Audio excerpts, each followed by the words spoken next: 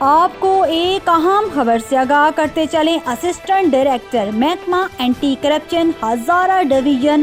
ملک Khan Afsar Awan corruption کے خلاف متحرک ہو گئے۔ کرپشن کرنے والوں کے خلاف کارروائیاں بھی جاری۔ گزشتہ روز A D anti corruption Hazara division Malik Khan Afsar Awan نے اپنے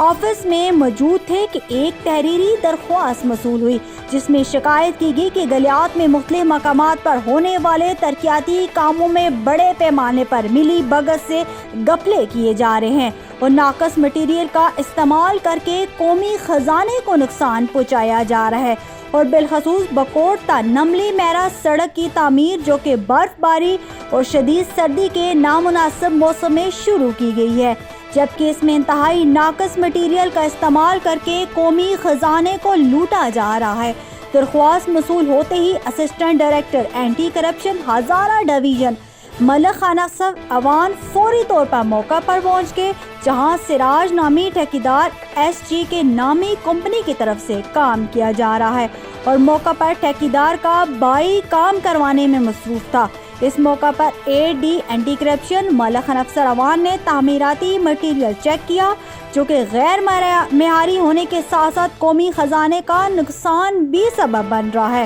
ملک خان افسر اوان نے فوری طور پر وہاں کے متعلقہ افسران اور ٹھیکیدار کی سرزنش کرتے ہوئے انہیں سختی سے تنبیہ کی کہ تعمیراتی کام میں کسی بھی قسم کا ناقص مٹیریل استعمال کرنے یا پھر قومی خزانے کو نقصان پہنچانے پر سخت ترین کارروائی عمل میں لائی جائے گی۔ یاد رہے کہ assistant director anti corruption Hazara division Malik Khan Afsar کی طرف سے ہزارہ بھر میں جہاں بھی ترقیاتی کام جاری ہے وہاں دورے کیے جا رہے ہیں تاکہ قومی خزانے کی حفاظت کی جا سکے اور تعمیراتی کاموں کا معیار بھی بہتر بنایا جا سکے۔ اے ڈی اینٹی کرپشن ملک خان افسر اوان کی طرف سے ہزارہ ڈویژن کے تمام اضلاع بٹگرام، توغر، کوہستان سمیت دیگر اضلاع میں جہاں جہاں بھی معدنیات کی کانیں ہیں یا دیگر ترقیاتی منصوبے جاری ہیں ان کی سخت چیکنگ کے لیے متحرک ہیں۔